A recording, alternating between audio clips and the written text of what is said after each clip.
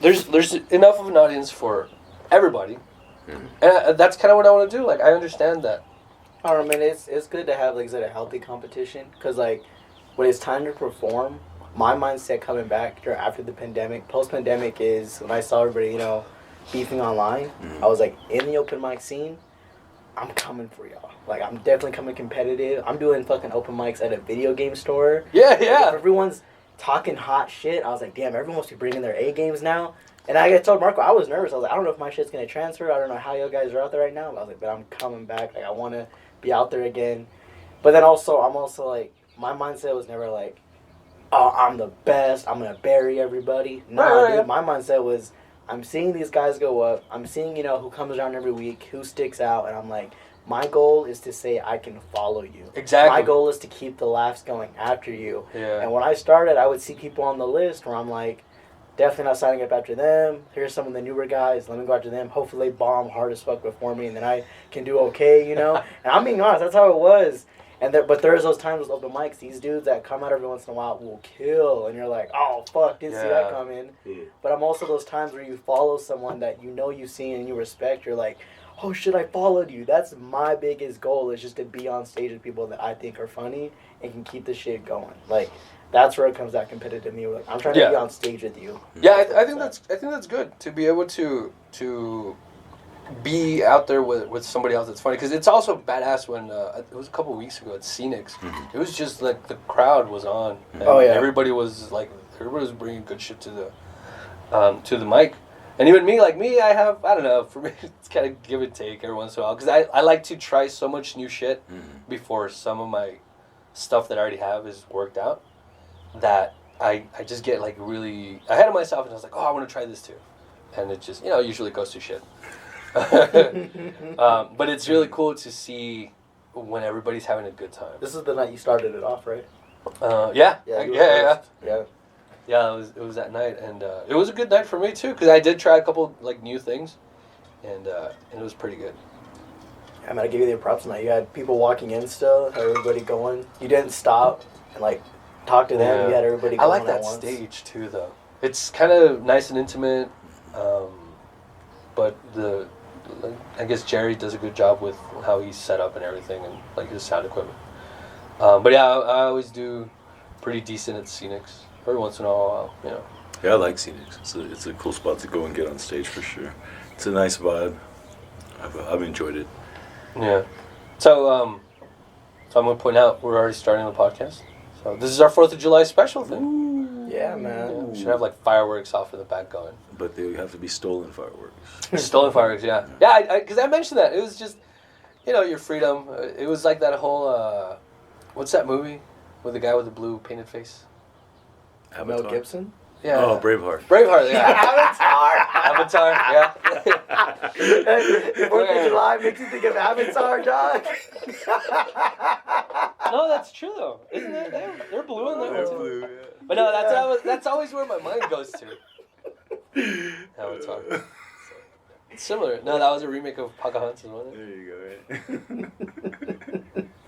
go, right? Yeah, that's always where my mind goes to. See, that's why I can't enjoy shit, because my mind always, if there's something nice going on, I'll always go to like, oh yeah, but this is like the negative aspect of it. So that's just kind of my nature, I guess. Because I don't see it like you're breaking something out. I'm just saying like, okay, but it's funny, because of this other thing.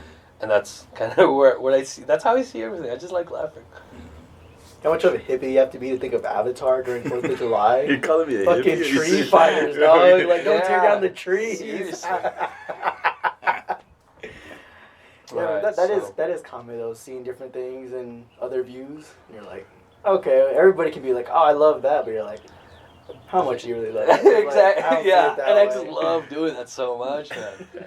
And it's actually hard with my girl, because she's always like, you're always just like bringing out the shit and everything. And it's like, no. It's like I'm finding the funny thing in things, And I guess that goes good. Are we going with that name? That's funny because I'm thinking either that or that's not funny or some shit. Just play something, some playoff. So what do you think? I think if you guys had a show, it'd be not including Jordan, because that's all I'm hearing right now. Well, see what this is. We're talking about this thing that we were talking about. Yeah. You and I are having. That's a separate thing. I know what's going on around We're here. not having no 3-man podcast. Well, I mean, we are. Well, we well, have we guests. are. Because Right. I mean, I'll be a guest in your guys' podcast when you guys invite me. Yeah, man. Definitely. But yeah, that's. Well, like I said, man, we got to talk about it because he never responded, so I was looking elsewhere. I was looking for. I definitely responded. I was like, yeah, man, let me know. But he was like, I got Angel on the line too, and I was like, oh, another woman, huh? See, and that's when Angel turned me down, right? He was like, and then he's all, I like you, but once a month like you. Yeah. He was like, Women all understand. But yeah, man, no, I just gotta throw a little bit of money down. That's because I was asking you about like equipment and stuff. Because I just gotta throw a little bit of money down for equipment. I don't know what you've got, right? I know. Bare minimum. Yeah, I know. I mean, I can buy some microphones. You're talking about microphones. Look at what we're doing. We talking business. We talking bare business. minimum. Just look at what we're doing right now. Yeah, It's you just know. minimum as it gets, and it's actually pretty Can I good. ask you guys what got you guys into comedy? Like what got you to that? To me, it was okay. So personally, I always wanted to be on stage because in high school, we had our wonderful counselors that didn't care about what you wanted to do, and they're like, "All right, so this kid needs some extra classes, and we got some room in these theater classes. So, congratulations, you're a theater student."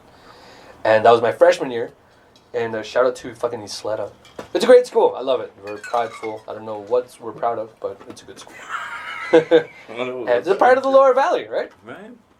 So one of our, the counselors, and they're famous for doing that. Like everybody knew. I don't know if it works the same in other schools or in other places. We didn't have a guidance counselor or all that, so. Well, it wasn't a guidance counselor. It was just like, oh, so what do you like to do? It's like, do you like art? Do you like it? And a lot of people, they didn't ask you, and they're like, well, we need to fill this room, so This is what you're doing This this is where you're semester? going. Yeah. And I hated it when I was there at the beginning because my dad wanted to open up a shop, and he's like, it'd be nice to open up a shop and be a mechanic and stuff like that. So that was kind of coming out of middle school when I thought, oh, okay. But then I got thrown into these acting classes, and I hated it for like the first month or two. But I come from a family of like musicians, and I kind of started to take to the musical aspect of it, and then being the center of attention. Just like, you guys understand it. Like, comics are very like good at being the center of attention. Like, hey, look at me, I'm a fucking idiot. And just little by little, I was like, hey, I really like this, and I started doing a couple shows. And I wasn't even like in the beginning class. Like, I was in like the class that puts up the shows every semester. And I was kind of forced into it. You were on the B team. No, we were on like the main. You were a step above the beginning class, right? Yeah, Oh. and just because they're like, okay, well, if you're not gonna act, you have to build the sets or whatever, and you'll still get credit. But my teacher saw something in me, and she's like, no, like I want you to try this role, and I want you to try this, and I was like, okay, and I was like, all right, so I'm gonna try it. Fuck it, who cares? And then also, as soon as I went into high school, I started kind of figuring out me a lot, and it was kind of a good thing because, like, turns out me really liked being on stage. So it was around the time when I started letting my hair grow, and I started like listening to some different kinds of music, and I started developing this other thing, and I was actually pretty good at it. Just being on stage, I didn't get so much nervous, and that slowly translated into just wanting to be on stage. And then eventually, fast forward to the end of high school, I was already doing all the shows that they were putting up, and I was pretty good at it. One of the biggest compliments that I ever got was on one of the last shows in college, and somebody came up to me and they're like, I like seeing you on stage because you look comfortable. And I just understood it because I remember the time that it was some girl that she was telling me this, and I remember what scene she was talking about while I was on stage, and I was like, yeah, like, I was like in the zone when I was like, I had a scene where I was in the center stage and I was doing like this big speech, and it was kind of heartfelt and everything, and I was like yeah, like I feel like this is where I need to be. And she came up to me, the director too. She's like, I love you. I want to have you on all my shows. And I was like, yeah, like I'm down. Fuck it. And then my friend came up and she's like, yeah, you just look really comfortable, like, when you're up there. And I don't know, I think that comment had a lot to do with it. I think I said something very similar to you after you got off stage that first time I saw you. Yeah, I think so, actually. Yeah. You were the best tree I've ever seen up there on the stage. Yeah. It's like, I really thought you were a tree. Yeah, so Marko goes to all my theater shows. Because I think like the first time you got up there, it was at Living Room, right? Yeah. Yeah. That was the first time. I remember seeing you get up and you, ahead of time, I think I remember you telling me that you didn't have anything like solid worked out and everything, which nobody ever really does their first time getting up on stage.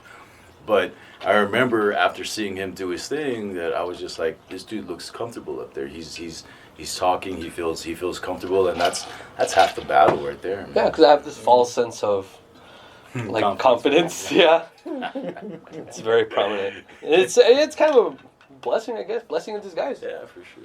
Because I always struggled with not being cocky.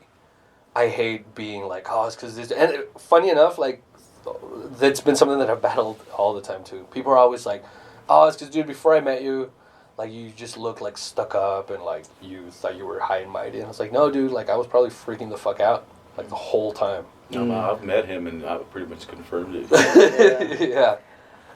Being looking too cocky, I've never had that problem. I had people come up to me like, we thought you were an asshole by the way you look. And I was like, I was just staring at the wall, but all right. I don't know what I did to y'all, but okay. Yeah. Like, that's happened a lot. Or they hear me like, when I was younger, like, I was a quiet ass kid and I like talk to anybody, and I just like, eventually, like, you know, a teacher would say something and I'm like, that's the stupidest shit I've ever heard in my life. Like, why are you making us do something that's not gonna matter in a week?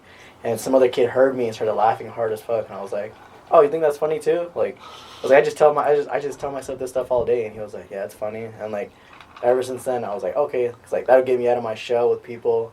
But then sometimes people, like, when they don't hear from you and they assume you're an asshole, and you just come out the door, like, talking shit, they're like, oh, he is an asshole. Like, yeah, there's he did confirm it, for sure. Yeah. So that's where I learned, where I was like, all right, like, my mouth will get me in trouble out here and this stuff. But I haven't been on stage like that, like you guys with your music or theater. You know, that's some gay kid shit. Like, I'm one of the cool guys. I was part of, like, in elementary school, went to this rich ass elementary school in Amarillo, Texas, and they would have a singing class. We would sing the national anthems every fucking morning. Then we do that. Then we do like shows that we would sing to our parents. Well, fuck yeah, is there a problem with that? Goddamn 4th of July. I mean, look, talking shit on the national anthem. Like every morning. Alright, you just got us fucking canceled. You just gotta get all this nothing. I just remember during the Christmas special, like, kids were singing, and I was like, you know, we could just pretend to sing. And I just, like, stood there, and I was like, oh, yeah, this is way nicer. You don't have to do nothing. Like, let my homies just do all the work. See, you're an actor. You're also an actor. So I was like, yeah, just give up. But then, like, outside Ken Marshall, just, like, talking shit, doing jokes. But, like, with comedy, I was like, where I grew up, there's nothing. There's no open mics. There's dirt roads, not even streets yet. So I'm like, this open mic shit does not happen. There's no comedy chance out here. And then just, like, one day at a New Year's party, I was like, I'm done kind of just bullshitting. Like, I was like, might as well just go for it. Go for the shot. And then, like, drove to El Paso, like, every night. And I was like, just eating dicks on stage. I was like, man, I don't know what you guys want out of this. Like, yeah. I just like talk too much shit, or I'm like, it's just the stuff that I find dark humor. And then I just met Marko that way at Dewey's. I didn't start at the living room all nice and fine over there. I was at Dewey's. Dewey's. Yeah, nice. Dewey's was a rough spot. For sure. Like, you know what's rough with other comics? Like, I did Dewey's, I don't go back. And I'm like, why? Hey, quit so talking nice shit. Hey, let's go do a fucking show over there. All right? Right, yeah, you're talking about the talking about the big sister of Foul Mouse. Come on, man. To this day, I still tell people, I started at Dewey's. I don't give a fuck. Like, other people don't even talk about it. Nah, dude, but see, that's the thing. I love that shit. People don't realize that those are going to be stories. Like, yeah. If you do follow with this, or if you get in a car crash and die before this, it's like, oh, he was at Dewey's, remember? It's like, oh, that shitty place, yeah. But that's the kind of shit that I like. Yeah. I was like, hey, remember when we were at fucking Crown and Eagle just doing jokes for Hobo? It's like, yeah. It's like, you remember that? And I like doing that because, and I think this is like a nod to fucking Bill Burr. He just laughs so much whenever he talks about bombing that, I mean, I know it's kind of a part of it. And there's good places, like there's good nights, good bars and everything, and It's just sometimes, since we do have open mics every night, not every night is going to be just on. So you're going to have to eat some shit. And, I mean, I kind of embrace it. I mean, I think it's funny also to be, to just eat shit. When you guys started open mics, did you tell people you were going to do open mics? No, I still don't tell people now. I do, and I get the same results he does. Nobody comes out. I don't even tell people on my podcast because I'm embarrassed. I want to have a good fucking product out there. Let's see. I've legitimately had 4 people since I started. Okay, this is since I've started. I've had 4 people come out specifically to see me. Mm. Yeah, one person at a showcase at that. Bombers? Not Bombers. The one after that. The one. Tequila Frogs. There you go. At Tequila Frogs. I had one friend from high school come out, and then after that, at a couple of the open mics, I had 3 other people that I know came out to actually see me. That's it, man. I mean, it doesn't. And it is. I mean, in all these big time comics, you always hear, there's years. There's years for you to come up, and that's why I get it because I'm stubborn as fuck. So I'm like, okay, somewhere or another, I'm gonna do it. I'm gonna make something out. I want to get my name out there. And I think, I don't know, I have some sort of faith in myself, hopefully, If I don't make it, then this is good proof that, hey, he never made it. Right. But I think of the friends sitting back kind of like, all right, I want to support this guy, but, let's wait to see if he gets up on the club stage or something. Exactly. If it's worth it or whatever, I mean, it's the truth is that the open mics are practice. Why do you want them there while you're practicing? You want people you don't know. Because if you're good or you're great, they're gonna come out and tell you. And if you bombed or whatever, it's like, who gives a fuck? You know how many times I've had dudes come up to me like, "You were so brave," and I'm like, "Who the fuck says it to someone that just got off stage?" Yeah, I get that. Yeah, I've gotten that too. You're so brave. And then he's like, or they tell you, "I thought your shit was funny." I'm like, "Why didn't you laugh, motherfucker?" One laugh could have brought someone else around. Like, I hate that so much. And I think recently, before I would just be like, "Oh, okay, thanks," and just take the insult. But nowadays, man, I had dude come up to me and he was like, "Hey guys, good job." He came to me, he's like, "Yeah, I saw your set, man." And I was like, "Yeah, I saw it too. What are we talking about right now?" And he was like, "I don't know," and just sat down. And I was like, "Yeah, man, you're doing this shit too long now, right?" People are very, I think we had this conversation before, not to put it on a fucking podcast, but people always come up, I'm guessing this has happened to most comics, that somebody's like, "Oh, dude, you have so much balls, so many balls to go up there." It's like, I would never be able to go up on stage. And it's like, really, dude? I guess it does. It freaks you out going up there. Me and my worst qualities, I blank as soon as I go up on stage. It's like, fuck, that's it. My whole act's fucking gone as soon as I get up on that mic. Just forget it, man. Yeah. But yeah, that's what. Even if you're standing in front of 4 or 5 people, there's probably somebody thinking oh, I could never do that. Because they'll be acting like a fool off the stage and they'll be yelling and shit, but once you actually put them in the place where they're the center of attention, a lot of people are like, "No, I don't want to do that." Or the classic "they'll come after you," "I was trying to help you, man." Yeah. I'm like, "Dude, you were not helping anybody here. You're not part of the show. Night." Yeah, I'm like, "Do not do that shit again to someone." Yeah, I've seen that. Just the awkward interactions of all right, that's cool, man. I think the most recent one that was just awkward at Mona's. You were like, "Oh, the guys liked you in the back," and I was like, "Who?" And it's like the buff guys. All of a sudden, just 2 big ass hands on my shoulders, and I'm like, "What?" He's like, "I like your shit, man," and I'm like, "Yeah, you just don't go grabbing someone." Damn, dude. Hey, watch what you say. One of those dudes is the owners of Bona. I was so surprised. I was like, "Gotta "Damn, be open, dude. man." Yeah, no, I heard him. You were getting off stage, and host was getting back up on the stage, and I heard them, and I really like that guy, dude. He's like, "Yeah, man, that guy was really good." It's like, all right, cool. Tell him that, man. Yeah. It usually helps, and I've mentioned it to a couple people at work too, and I mean my girl's incredibly supportive too, and a lot of people at work are like, "Oh, dude, that's badass." I would never have the guts to do that. It's like, really? It's like, thanks, I appreciate it. And a lot of people are very supportive. So it's kind of cool to see that. So anyways, just before we move on from me, so I did theater, right? Yeah. And then I became a truck driver. As soon as I graduated, high school and everything, and as soon as I turned 21, I was like, I want to become a truck driver. Just because I had a lot of debt. I fucked up in school once. I lost so much money. And I figured, okay, truck driving I know is a good way to make money.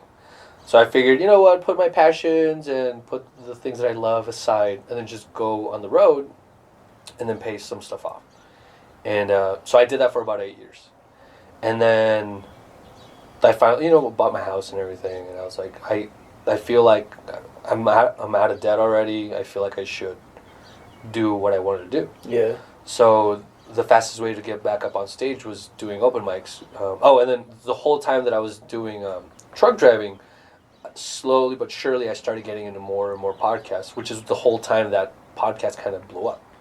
Between like 13 and 2019. Yeah. Podcasts went up like a lot, so I thought, you know what, I want to do that. Because I'm good, and that's the thing that I have a hard time with comedy is I'm okay acting because I could learn the script and I can act it out on stage. But when it comes to writing my own stuff, just making something from scratch, that's what I really struggle with. And I figured, if I can write something and then go up on stage and actually manipulate a crowd into laughing, then I'll be able I'll be more confident in that aspect of it. So whenever the open mic started, well, actually no. So last year I was like, so I'm going to be done with truck driving in 2020. So January 2020, I was like, I'm done truck driving. I'm going to get a local job and then I'm going to do open mics. And then that's when the pandemic hit. So I was out of luck for the whole last year. And this year I was like, fuck it, like I can't miss my chance again. Right. So that's why I went up on stage. And yeah, it's been going pretty good. I mean, I feel like I definitely am learning from when I started. It's changed now to where I'm at now. It's not good, but it's changed. So that's kind of where I'm at right now. And I'm slowly realizing that I kind of do want to get back into acting because it's something that's it's cool. Just be able to bring a story to somebody and make them have feelings, anger, laughing, or whatever, and then telling a good story. Well, see, to be honest, I mean, I've done some acting, and it was fun as hell, even though both were horrible stories, and it was still fun as shit, man. Yeah, and it's fun, and then every time, what I've learned when you do shows, you become like a little family with people. Yeah, for sure. And it's you get to know these people. And it's kind of like the comedy scene. Yeah. Where, I mean, I never thought I would have 2 fucking mental patients in my house. Fucking rejects and shit coming to hang out. He's talking about you and his girlfriend who's actually inside. I thought that was pretty clear. No, like, it's just, you're not having strangers, you're having people that you'll have connections with for years until you die. I mean, that's what a lot of people tell me, like, new guys are like, oh, you know, some where, like, that's what got them into it, like, seeing the group.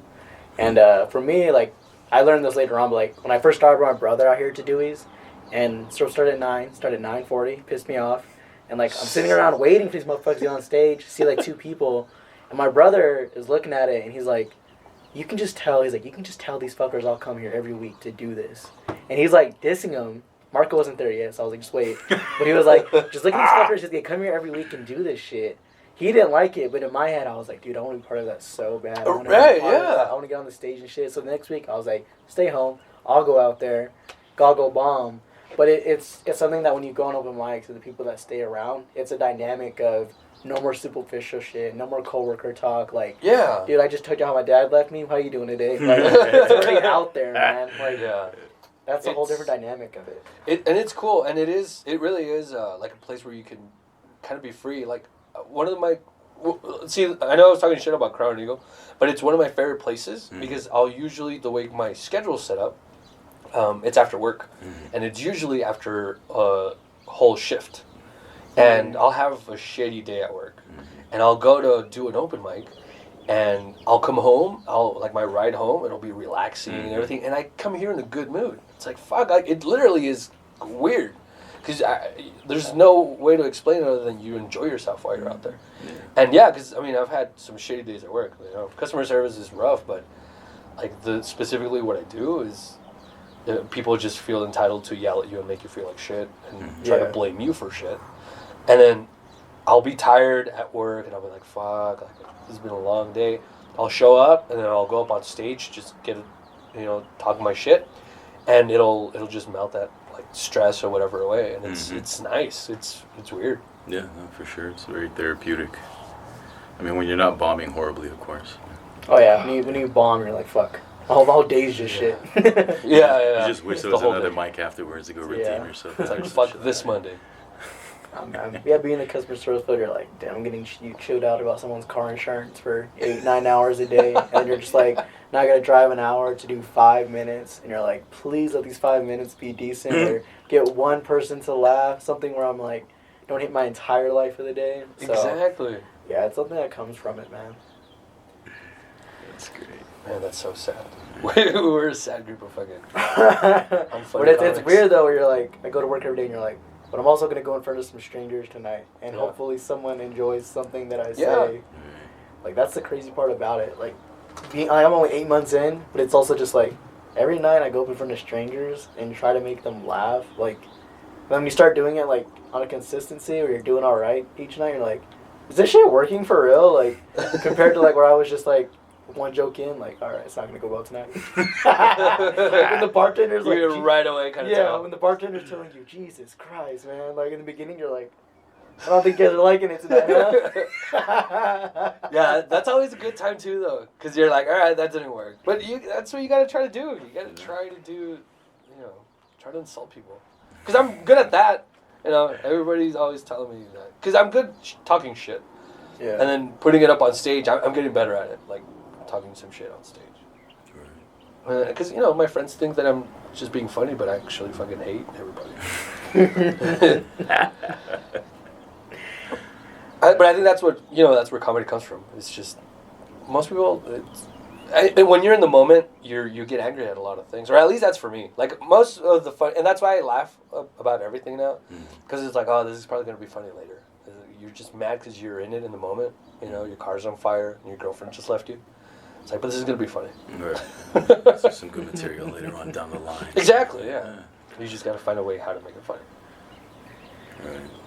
So what about you? Oh, by the way, we fucking never introduced. Yeah, just go and intro the show now, man. So we're here it's with a perfect fucking, time at the end. all right, so I'm not gonna introduce you. I gotta introduce Jordan Savai. Right? Yeah.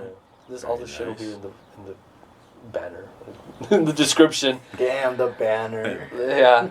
So we're here with Jordan Savai and Marko Antwan. That's right. Marko by Morales. It's always hard because I don't know how to tag you on different things. Yeah, don't tag me. How about that? Just don't tag me. You'll just share it. That's true. I'll just do that. So Nah, you can go by either one, man. I mean, at this point, people are gonna know me by Marko Antwan Morales anyway. So good. I think that's a good call because that's what I thought of telling you. It's like, hey, can I just use that? Right. But I mean, it's just easier if you just share it. So it's Marko Antwan, Jordan Savai, Yeah, man. and we're here. We're actually in the first. This is the first podcast in the studio. And it's beautiful. I love what you've done to the place. Thank you. Me too. I just rolled out the bikes. It looks like shit. But it is cool. So this is also a big, what is it? Milestone. Right. It's good. It's exciting. Very nice. I dig it. And hopefully next time you guys come, this will be completely different. But I do appreciate you guys not, For me to come back out here, it will be different. It's a fuck, we make it fucking different. We're talking bottled water, not bottled water. Skittles with certain colors out of there, right? That's right. It's like only green Skittles. Yeah. It's like, all right. Green M&M's okay. This is great, man. This is great. It's gonna be.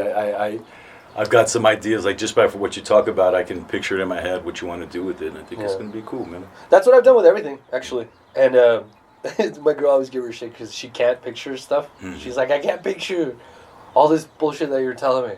And it's like, just hey, calm down. I got it. And she's like, no. And then it'll be done. And she's like, wow, like that looks good. Mm-hmm. So hopefully she'll come in here and she'll think the same. Right. Because I've been around stuff like that. Like I've been around people that have built things from nothing. So I know what it's like to, you see, I don't know, an empty lot or whatever. It's kind of like an artist. Artists see an empty canvas and they see whatever they could put on there. You're talking to a grown adult that still draws stick figures, man. Like, I don't know. Like, I don't see none of that shit. No, but I mean, and that's what I've learned hanging out with some of these artists over here at Casa Ortiz, that it doesn't have to be specifically painting. There's this girl that she was a sculptor. She came from architecture, and then she started getting into art, and you could see a lot of that architectural influence in her art. Do you remember her name? Gabby Vasquez or Velasquez. I'm gonna have her here because I really loved this one piece that she had. So she's gonna be one of the guests that I have here. Do you know by any chance, that name sounds so familiar? Do you know if she, and the story too, her background? Do you know if she interned with? How many women archaeologists do you know? Not an archaeologist, architect. Oh.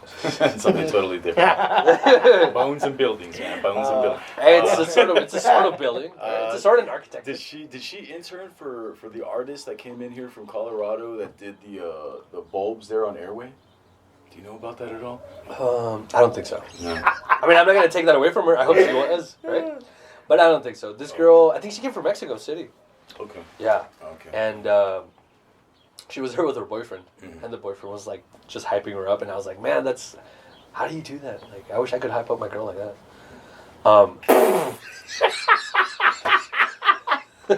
How do you support someone in their goals? Yeah, it's like, how do you do that, man? You know what she does for you? Just do the same thing. Right? Just reciprocate. Just Yeah, just instead of talking so much shit about her on a podcast. Stop breaking her paintbrushes, you asshole. Let her draw the sun, fucker. Oh man, stop hiding her. I know. It's like, I don't know where your art stuff is. I don't know, but look at this new TV. It's like, I got a new motorcycle. It doesn't run, by the way.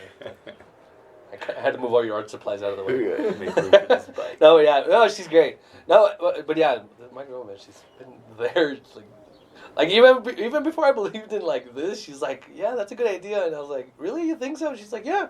It's like, I'm behind it, and I was like, fuck, like now I gotta do some shit just because she's behind me. He's like, I want to see what you do. It's like, fuck. But no, so that's how I met this girl. So she was the artist, and the guy was there, and he's like, yeah, I'm just tagging along, and I was like, all right, cool. And she had this thing, like the one piece that she had was like a small suitcase kind of thing, and it was very vintage looking and everything, and it stood out in her like table where she had our displays, and she worked with metal because she, you know, her architectural background, she like that's something she knows how to work with, and I asked her about it, and she mentioned something. She's like, oh, like I actually don't like that one so much, or like that was one of my first ones, and I was like, it's badass, like. It's one of the things that caught my eye, like coming here. And that's how I started having conversations with a lot of artists. It's just something catches my eye, and it's like, hey, that looks cool. And then, you know, you eventually talk to them. And I did tell her, or I asked her, hey, you want to be on the podcast? So she's one of the people that I do want to have. As far as that, like I said, I want to have musicians. I'm pretty sure I could probably pull off like a good acoustic thing here for different, because bands, you know, they have all their material or their equipment. But I'm pretty sure this is a good size that I can maybe have a couple live shows or some maybe just a like an acoustic set in the middle of an interview or something. You know, just hey. Musicians have to not only have a good conversation, they have to play their guitars. Exactly. Yeah. We got to make a good show. So that's kind of what I'm planning on doing, and of course, you know, for that comic relief, have all these fucking comics too. Plus, I mean, I love all these people that are out here, and if I hadn't gotten into comedy, I don't think I would have met a lot of these people. Well, let me ask you this, man. This is because I'm curious about it. Like, who are your favorites to see when we go out and do these open mics and stuff? Who do you Jordan. like? Oh, go ahead, answer. No, present company excluded. Obviously, right? Oh man, I'm gonna have to pick up some good people. Like who do you enjoy watching? You guys want to start wars? Are we starting to get fucking? Hey, 4th of July, right? Let's fucking start some fireworks in this bitch. No, one of the guys that I really enjoy is Julian Luera. Okay. And I've told him this before. One of my favorite of his bits is the whole like his dad with the vacuum. And he wants to fix everything with his vacuum. Because I could see it in my mind. Like I could see his dad just busting, I think it was at the back of the fridge or something, and just sticking, like not even the hose, but the whole ass fucking vacuum. Just be like, whoosh. So that's one of the things that, oh man, it just had me rolling when I had him. When I saw it, like that bit that he did, it was just the funniest. So I really enjoyed Julian. Because I like the way he talks too, like his hands and like his little gestures and everything. So he's one of them. He turned gay. Yeah. That whole thing. The whole Ellen DeGeneres, right? And let me see. And that's the thing. Like, it's funny, but there's like bigger names, I guess, right? But that's kind of what I really gravitate toward. Something that is kind of more specific and a little darker, because it's real, like, situations that happen, like, in this house. And I could just see it. But yeah, like, that's, and it's not so much just favorite people, it's just favorite bits. Like, I have bits that I like from everybody. Right. Like, I know Jerry does a lot of, like, Coke things and stuff, and he's a big soda fan. Yeah. And so a lot of, like, those little things where he just throws it in, and then, like, I think he does some things about messing with his wife, like, and that's cool because I'm starting to get into that, where you kind of mess, because I mess with my girl all the time, Right. And it's just fucking with somebody that's, like, especially this year, just stuck with you all the time. It's just so funny. Like, in the moment, it's not. But just being able to do that. So that's a lot of the Jerry stuff that I like. Let's see who else. And yeah, but it's really more bits. Right. Because everybody has, like, really good bits. Like, Sharita has the one where she's out in her backyard, with her kids. She's smoking in the backyard with her kids. And I think she's, like, playing with herself or something. And, like, that's really funny. Like, that's one of the bits I like. But yeah, like, I don't think I could narrow it down. But one of the ones that sticks out a lot, especially because I don't think I would have met Julian in any other capacity, other than just comedy. That bit is the one that always, it's like, all right, this dude's, like, that's funny. What about you? Me, I'm going with the OGs, man. For different reasons, just like like bit-wise, just her style. Ivan is the one where I told him, dude, your ability just to go into crowd work from the jump is just crazy to me. Like, something that 8 months in, I'm barely starting to get little reactions. And even in the moments of the working, I still freeze up. I'm like, damn, dude, your crowd work is just like, you go for it. Crowd work is pretty tough. Have you seen Ivan Harris? I don't know if you've ever. No, I don't think so. No. Yeah, one of the OGs. Mondo Ortiz, dude, fuck, he's such a smart writer, and but he's Arizona's problem now, so let's not talk about Mondo. Oh, yeah, fucking with Arizona. He's Backstabber. Yeah, left us and shit. Dante, another guy where he was, his shit was very witty as well, where I'm like, damn, he looks like a dude that's just starting out, but hearing his shit, you're like, damn, this guy's been doing it. Like, his material, I'm like, fuck, man, you're so on with your shit. And I think really just seeing those guys go up. Nico is another one. He may not look like it, but he's pretty fucking sharp. Like, one night he walked into Crown and Eagle. Who? Nico. A Jimmy? Tall white dude. Yeah.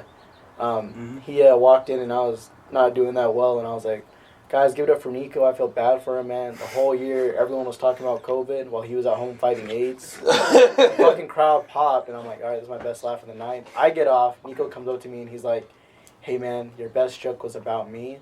So even though you were on stage, I was the funniest guy in the room. And I was like, dude, those are the daggers you want in this shit, man. And he was that's great. Gibbs was like, ow. And I was like, nah, dude, that's what you want to feel. Like, those moments, those fucking stabs, you're like, oh, and I gotta come harder next time. Yeah, that's so cool, Gotta get you out of that habit, man. His name is Jibbs. Jibbs? Everybody calls him Gibbs. No, Jibbs. It is what it is with him, but I'm like, he's a funny dude too, but I'm like, Nico, I'm like, you still have the ability to just go in the fucking heart. Or I'm like, that's the comedy shit that I want. Like, that ability just to go for it on each other and shit. And everyone was like, ooh, kind of rough. And I was like, shut the fuck up. I was like, that's what it needs to be. Like, he got me, man. Like, all right, come back next time. Try to be better on the mic. See, that's one of the things I love about comics. We tell each other the meanest shit. And I think that's why I like hanging out with the comics. Because it's all about just being witty and talking shit. Like, being mean, but not just mean, but in a funny way. Yeah. And I think I'm pretty good at that. So, since on stage I'm not being mean to anybody specifically, that's kind of where I get boggled down. But I think that's where my comedy comes from. Just being able to talk to somebody and be mean, but not just mean. Because everybody could be just mean. Right. You can just be a dick. But try to be mean in a witty way. That's what's really funny to me, and that's kind of what I try to do. Right. What about you? You've been asking us. It's like our podcast, and you've been interviewing me. We were supposed to be interviewing. I've asked like two questions. Yeah. Yeah. Who are you? Well, I'm more into. I mean, I enjoy watching the guys that have got their stuff together. The guys and girls up there that do their thing and have been polishing stuff up. But I get more satisfaction out of watching the newer guys and girls come up and do their thing, and the ones that you see a whole lot of potential in. You know what I'm saying, like Purnell, for example. You know, like Clayton, is that right? Is that Purnell Clayton? Is that his last name? So, yeah, I believe that's his last name. You know, I enjoyed watching him from that. Much like you guys, I've watched him since he first got up on a stage, and see him, start to move towards being more comfortable, getting his jokes together, working things out and stuff. And I dig that kid, the new kid, Jose Trujillo. Oh yeah. Yeah, I know he's just starting out. Oh yeah. He's I think he's trying to do it in Juarez too. That'd be cool, right? Yeah. And that's one of the things that I've been trying to get to. But yeah, that's the kind of people that I like to see come out, because like when he's there at the bar, he's just kind of very to himself, and up on stage you could start seeing him kind of unraveling. Right. That's kind of cool. That's kind of cool, because I hope he comes up with something like really like a good set, and because it's just like a juxtaposition of like who he is. He's very quiet. He's a very nice guy, right? And when he goes up on stage, like you've seen him kind of get better at what he's trying to do up there. I also enjoy. You mentioned him on the ride up here, Bustamante.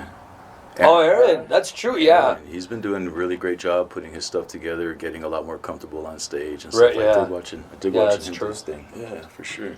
But yeah, that's my thing. I mean, as much as I enjoy watching the people that get up there and have it together, and have that crowd's attention, stuff like that. I just dig seeing the new guys and girls working it out, and figuring out, okay, well we'll see them come back and hustle, or this is probably they'll come out to one or two more mics, and then we won't see them again and stuff.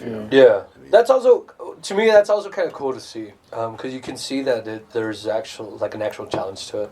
Yeah. So it's cool to be able to see. It's like, all right, you know what? Not everybody's built to be out here, right. But it's nice to, because they'll still follow like the comedy scene and stuff. And they're all doing it for different reasons. Exactly. And stuff like we talked about before, right? I mean, this kid Jose, he bikes to these spots. Yeah, man. It's just I thought he meant like a motorcyclist who was riding a fucking bicycle. It's like, talk about dedication. Yeah, exactly. And that's the cool thing. You got to admire that for sure. Yeah. That shit is crazy to me, man. Yeah, it's just, you kind of really see how much somebody wants to do what they're trying to do. Mm-hmm. At any point, I don't know how long you guys been doing it, but at any point have you been like, I want to quit this shit, or like when you feeling it, or like, fuck this? Oh yeah, every time I get off stage, it's like, man, that wasn't funny. This is it, and I'm done. That's great. Yeah, but I think you have to try that, because it's a challenge. I was talking to somebody yesterday, like some family member, and they just graduated. Oh, it's my girl's cousin. So we went to a party, right? And she was saying that she graduated and she's already like good in her career, but she kind of got to the top of that mountain, and she's like, I just don't know what to do. There's so much like uncertainty, and I think that's what people don't. I think that's what keeps us still going to these mics, where a lot of people that are successful and everything, when you kind of reach your goal, you're like, so like what now, so you always kind of have to constantly be working at something. And I think that comedy is a good thing, because after you're done, and I know this became like the norm recently or in the last few years, that you don't just have a set like throughout your whole life. You have to keep saying more sets, especially with like Netflix, like specials and all stuff. It's so cool to be able to see how somebody's growing up and how their jokes like keep changing, and then they're talking about like growing up, and how they view life differently. Because I think that's ultimately what it is. It's just your life view the way you see it, and then what you find funny in it. And then if you're an open mic or a comedian, that changes like when you keep growing up, and it just kind of molds. So there's really never like a top, I guess. I mean, obviously there's a top, being successful and all that stuff. Right. But for you're never going to be happy as a comedian. Like, I don't think all these comics are happy with their acts. They're like, no, there's always something more. Like, I want to throw something out there. And I relate to that, because like be happy with the next thing. Put something on top. Well, that's what that's what those specials are, right? These comedians come together, put those jokes together. They're like, all right, these are polished enough. We're going to do this. Put the special out, then they move on to the next. Some of them takes 3 months, 4 months, 6 months, a year before they're putting out their next special. But yeah, like I've been watching a lot of Eliza Schlesinger. Is that how you pronounce her last name? Been watching a lot of her. She's got a lot of them. She does. Yeah. Damn, I said she knocks them out like crazy. Yeah. Yeah, she's got a lot of good stuff. Yeah, and that's a cool thing because it's and to me and I've seen this in a lot of people that they're successful and they have a career and they do good, and then they kind of seem a little aimless. And it's like, dude, like you got it all. Come on, like you should feel good. And that's kind of where my humor comes from. Mm-hmm. Of having a rough time. It's good. It's good to have kind of a constant struggle, even if it's not like a life-defining struggle. Mm-hmm. There's just a little struggle every day, and I think it's healthy. Yeah, pushes you through a little bit. Yeah, and maybe like right now people aren't very well equipped to deal with it, but I think it's out there. I don't know, comedy, man, is different. Like being 18-ish to me, like when I was 18-ish, I never want to go to college. I was like sitting 4 years and some shit, and I was like, this ain't for me. It's like a jail sentence. Like, never. But with comedy, it's like, all right, this could take you 10 years to get so-and-so or get here. Well, nowadays, there's so many different lanes of it, but yeah, it's like, there's going to be years for you to get where you feel like shit could be happening. And, like, comedy was the only thing where I was like, I'm fine with that. Don't even, like, I'm not even questioning it. Like, anything else, like, you could do 2 years in this job or 2 years in this college and shit. And I'm like, nah, bruh, never. Like, I could never, I'll be, like, retired and shit, fuck that. But, like, with comedy, it's like, you could take a couple years, Jordan. So what you're saying is comedy is a life sentence. That's really what you're saying. In a way, but it's just like shit ain't gonna happen in one night. There ain't no Hollywood scouts sitting at these open mics, you know what I mean? Like, yeah, shit don't happen no more. No one's offering, like, development deals for TV like, shows. let's go to El Paso and sit at the open mics and see what's up. Yeah, exactly. It's not happening like that. Nowadays, it's just like, you hope one day you go open someone that's a bit of a someone sees you and you're like, if it happens, hope I fucking do well. Hope you like me. Exactly. Yeah, and I think it's very personal. Because, like all these big time comics also, people pretty much know kind of their life, right? And I understand like a lot of those are characters. Mm-hmm. It's like like an exaggerated version of yourself. Right. If you have a joke that you're freaking out about something, within that situation where that joke came about, it was probably like a situation, but you try to make it funny. Mm-hmm. And then that kind of helps you kind of get over that thing. And I think that's kind of where the comedy comes from. Mm-hmm. So 4th of July, you guys have any plans for tonight? Yeah, I'm going to go home and take a nap. Smoke a joint. That sounds like a good 4th of July. You're going to set off your own fireworks. That's right. It's good. Something will definitely be burning in my house, I'll tell you that much. Oh, she's leaving. Uh-oh. She's not going to come say hi.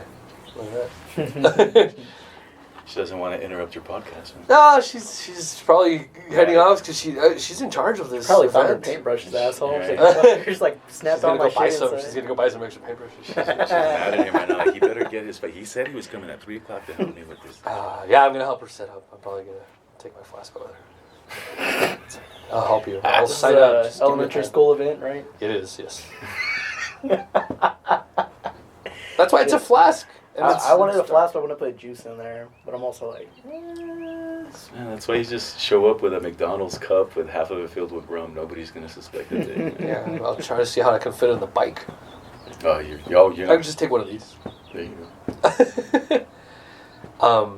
But no, I'm going over there. I think today's going to be a good night. It's the same thing. Mm-hmm. Today was supposed to be my day off. But off from work. Because, the podcast, I'll try to upload it right now. Mm-hmm. And then we're doing this event. And then later on, I think my sister's also doing a thing over in Horizon. She's like, hey, everybody has fireworks. It's just going to be one giant explosion. Mm-hmm. So just come hang out. Everybody's going to be shooting off guns where I live. Yeah, I was going to say. Nice. Kind of our go-to thing. Very nice. I actually became an official Texan recently. I got my first rifle. Okay. Yeah, it's pretty exciting. Like legally bought it or like? Yeah. I'm not a real Texan. What the fuck is this? Right. Well, I legally bought it off the guy that wanted to get rid of it. And you have a muffler on your truck? Yeah, you're not Texan. What are you talking about? No, it's straight piped. So I just heard September 1st, right? There's supposed to be the whole open carry thing supposed to be. Yeah, you can no permit or whatever. Yeah, something like that. Just said that the gun just has to be registered or something. I'm just getting into guns, so just give me a couple months. I'm not all that into guns, to be honest with you, man. I think that, me either. Yeah. What I really like is target shooting. Like at a nice. You like distance. shooting at targets? Yes. Do the customers mind? Yeah, they're fine. I like shooting at target. They already have a drill. What do I care, right? No. I like doing long distance stuff, like a few yards and everything. Turns out, as blind as I am, turns out I'm actually a pretty good shot. Good, Yeah. Have you talked to Travis at all? No. This fucker, I like distance, just a few yards. Yeah, Right. if you're trying to get into guns and stuff like that, you should talk to Travis at one of the shows, man. He'll take you out on a weekend to go shooting with Oh, him. cool. Well, I just got it. Yeah. So I've been kind of reading up on it, trying to see some videos and try to find out more. See, and my thing is it's a bolt action because I like that old school stick one in there. I think it's also from The Mummy. You guys like The Mummy movies? The Brendan Fraser Fraser. movie? Yeah, the back in the day movies. Yeah, Those were some of my favorite movies growing up for some reason, and I just like his Just character. a white man taking someone else's culture. Yeah, Your man. favorite movie? Exactly. That's every movie, isn't it? You got a point there. It's like, yeah, let's send a white guy to Egypt. He's gonna fix everything, and he did. It's amazing. What's Brendan Fraser? How could he not? Exactly. Yeah, that's true. Nah, he's a good actor too. But there was this one scene where he's loading up his gun and he's got one bullet in his mouth, and it's his next round, and it's just like this dude's a badass. Like those bullets. All right, I'm gonna shoot this guy, and then fucking reload with a bullet in my mouth. It's like okay, so from that a rifle became cool. It's just I like that whole. I don't know, not for war or anything, but I like that whole one shot for one target or whatever. And then the way a bolt action works, I just like the click. It's just a step up from like a musket or something. Yeah, It is. Yeah, it really is. So that's kind of why I'm glad that was my first gun. And that's what I like. Maybe like a 50-yard target, 20, 30 yards. It's just cool to be able to have that little scope and just try to make it. So I'm pretty excited. And all my friends, obviously they were all making fun of me. It's like, oh, well, you're finally a Texan. It's like your fucking Instagram name means nothing. Until now. So I was like, thanks, guys. I don't think you're a real Texan until you scratch off the serial number. Yeah. It's all great ideas, guys. Plus, I think it looked pretty badass on the motorcycle, right? You have a rifle in the front and my axe on the other one, on the You're other riding fork. with one hand just Fucking 4th of July, America, fuck yeah, what do you want? Just have like a giant keg of Budweiser on my back. on a camel, one of those camel. Exactly. Yeah, hell yeah. How more fucking America does it get? Now you're a Texan. Exactly. Goddamn it. Well, see, that's why it's... I'm proud to be an American, but I'm more proud to be Texan. That's the thing.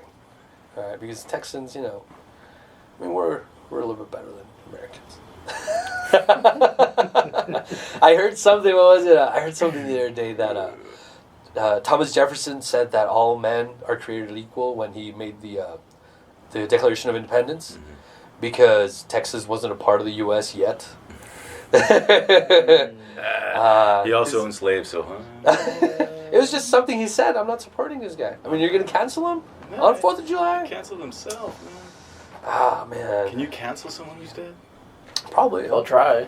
Oh, I don't believe in cancel culture anyway, so I think it's a ridiculous Cancel culture doesn't concept. believe in you either. That's why I'm you're canceled. I love it up micers talking about cancel culture. They can take away from y'all. Exactly. You guys they're going to take away all this nothing, guys. I love that shit so much, man. I'm Like, looking for you. Oh, Yeah, yeah. nobody cares. Really? Take it. open mic in the living room, way after your ass. I'm like, Take all this. I'll give you my Velcro Pikachu wallet. Fucking take it. Oh, fuck.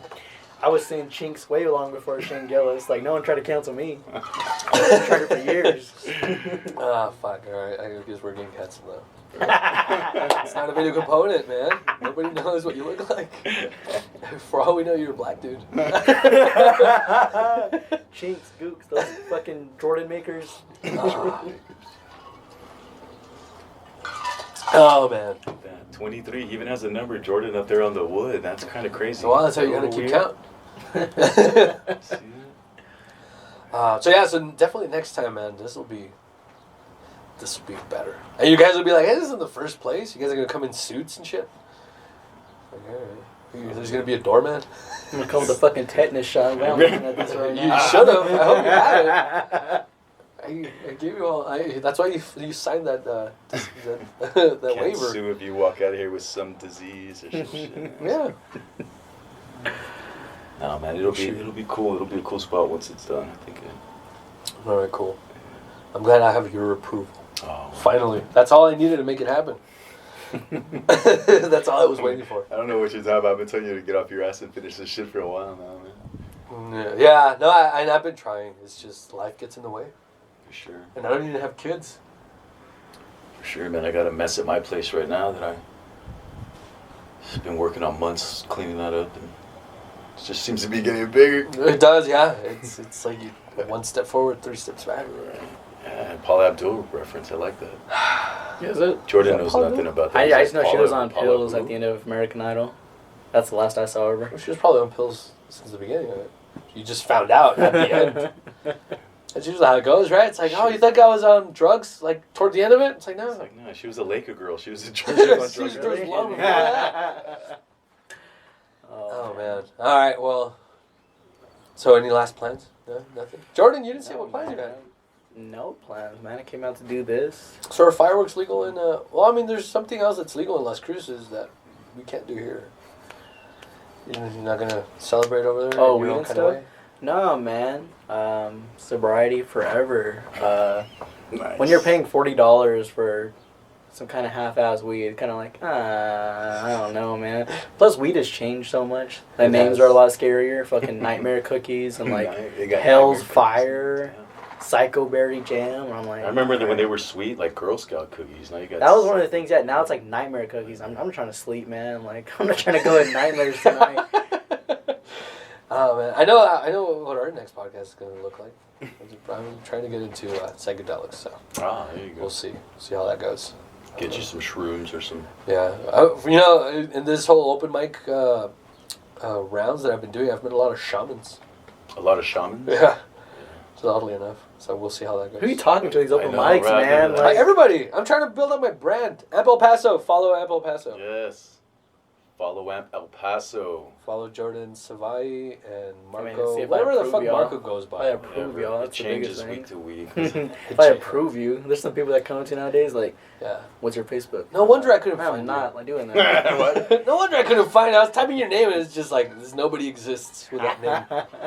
That's how the feds get you, man. Right. It's probably not because you know tags in your car and shit. Well, the last time I drive around this area, Angel wants to throw it out there. That's alright. I have a driveway you could just pull in. Alright, guys. So this is it? Right on. Yeah, Are man. we good? Man. What are we doing? An hour maybe? Yeah, we're just 57 minutes. Nice. Is that what we're cutting it short of?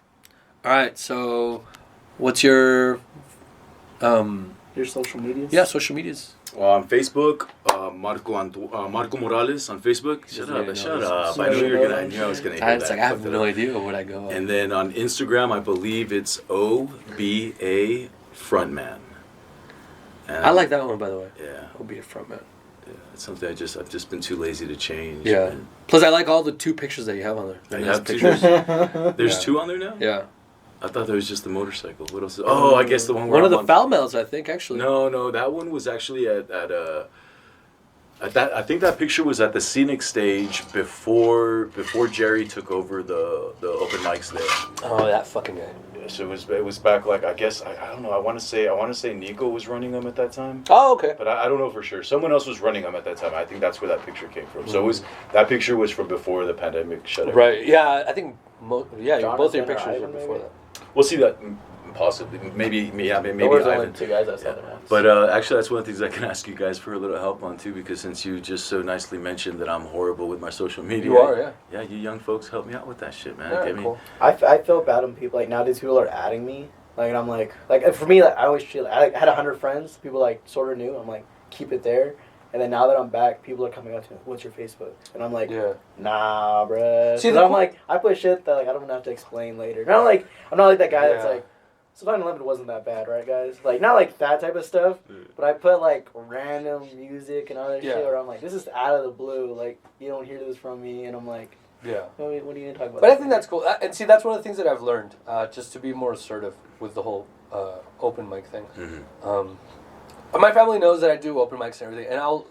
Recently, I've been leaning more into it to post little things that are a little more risque, a little more. It actually got me restricted on Facebook. It was just like a few hours. So, but I do have to try to post some of those things because I like what I'm doing right now, and I'm working my ass off in everything. So it's one of those cool things. It's like, you know what, this is what I'm gonna say because I am trying to do the whole comedy thing and everything, but I was kind of afraid of stepping on toes. And it's like, you know what, that's what we're here for. And I've been learning that hanging out with all these comics and then doing the comedy stuff. It's like I think my comedy suffered because I try to be nice, and I'm just mean in my funny way behind closed doors. So I gotta just be able to be okay with putting that out there. Jordan? The crazy thing I put on Facebook was like a picture of a small white child with the KKK meeting, and I said family reunion, and Facebook did not like that. And I was like, I'm half white, don't take away from my culture. I got banned for it, like you said. Yeah. Which I think it's one of those like little badges of honor you have to. It's like, hey, I got restricted for saying something that, and it's gonna happen. Yeah, I told this one guy that his rockabilly band was a piece of shit, and then he reported a picture of mine that was just a picture of me and my niece hanging out like at a party. It's like the most inoffensive picture. It's like, wow, I really got his goat up. Yeah, it was pretty funny. Your social media? Oh man, if you find me, you find me. It's Jordan Savai. S is in Sam. AVAI. Just go on there. I post random. So I don't post a lot, but it's random stuff. All right, cool. I'm gonna tag both of you guys on the podcast, and then if you guys share it, maybe we'll get a little more. And yeah, like this. So this is already set up to be worked on either in the next couple weeks, and then I just have to order all my stuff, so it'll be done. Nice. So it's going to be Amp El Paso, Amp EPTX, and that's Check on it out. Instagram, Twitter, Facebook, and my personal Instagram is at El Crazy Texan, because I'm officially a fucking Texan. Nice. And congratulations, I guess. thank you. Happy 4th of July and fucking Happy 4th. America. Fuck yeah. Yeah.